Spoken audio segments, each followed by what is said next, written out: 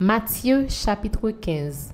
Alors des pharisiens et des scribes vinrent de Jérusalem auprès de Jésus et dirent: Pourquoi tes disciples transgressent-ils la tradition des anciens? Car ils ne se lavent pas les mains quand ils prennent le repas. Il leur répondit: Et vous, pourquoi transgressez-vous le commandement de Dieu au profit de votre tradition? Car Dieu a dit: Honore ton père et ta mère, et celui qui maudira son père ou sa mère sera puni de mort. Mais vous, vous dites: celui qui dira à son père ou à sa mère, ce dont j'aurais pu t'assister est une offrande à Dieu, n'est pas tenu d'honorer son père ou sa mère. Vous annulez ainsi la parole de Dieu au profit de votre tradition. Hypocrite, Ésaïe a bien prophétisé sur vous quand il a dit: Ce peuple m'honore des lèvres, mais son cœur est éloigné de moi. C'est en vain qu'il m'honore, en enseignant des préceptes qui sont des commandements d'hommes. Ayant appelé à lui la foule, il lui dit: Écoutez et comprenez. Ce n'est pas ce qui entre dans la bouche qui souille l'homme, mais ce qui sort de la bouche, c'est ce qui souille l'homme. Alors ses disciples s'approchèrent et lui dirent: Sais-tu que les pharisiens ont été scandalisés des paroles qu'ils ont entendues? Il répondit: Toute plante que n'a pas plantée mon Père céleste sera déracinée. Laissez-les, ce sont des aveugles qui conduisent des aveugles. Si un aveugle conduit un aveugle, ils tomberont tous deux dans une fosse. Pierre, prenant la parole, lui dit: Explique-nous cette parabole.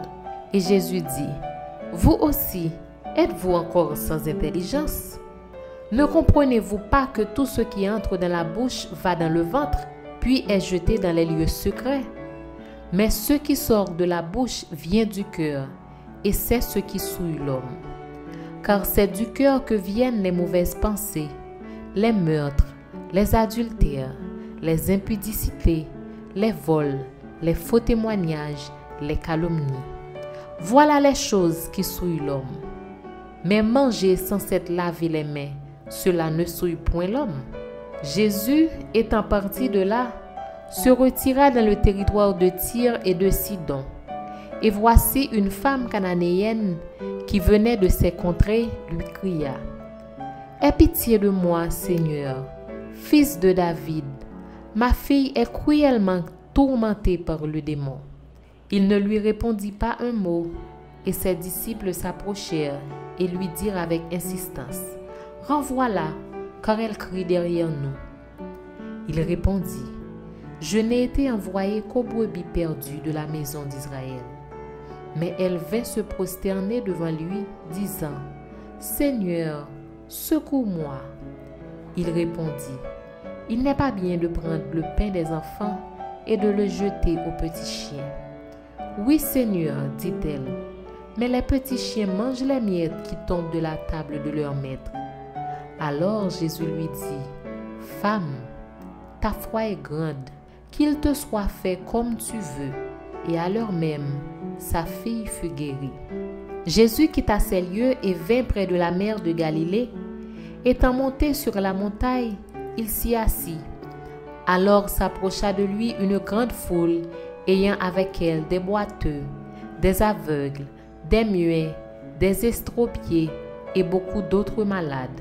On les mit à ses pieds et il les guérit, en sorte que la foule était dans l'admiration de voir que les muets parlaient, que les estropiés étaient guéris, que les boiteux marchaient, que les aveugles voyaient, et elle glorifiait le Dieu d'Israël. Jésus, ayant appelé ses disciples, dit: Je suis ému de compassion pour cette foule, car voilà 3 jours qu'ils sont près de moi, et ils n'ont rien à manger. Je ne veux pas les renvoyer à jeun, de peur que les forces ne leur manquent en chemin. Les disciples lui dirent: Comment nous procurer dans ce lieu désert assez de pain pour rassasier une si grande foule?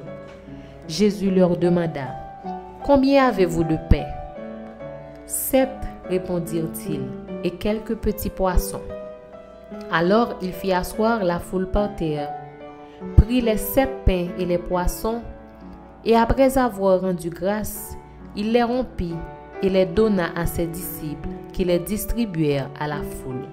Tous mangèrent et furent rassasiés, et l'on emporta 7 corbeilles pleines des morceaux qui restaient.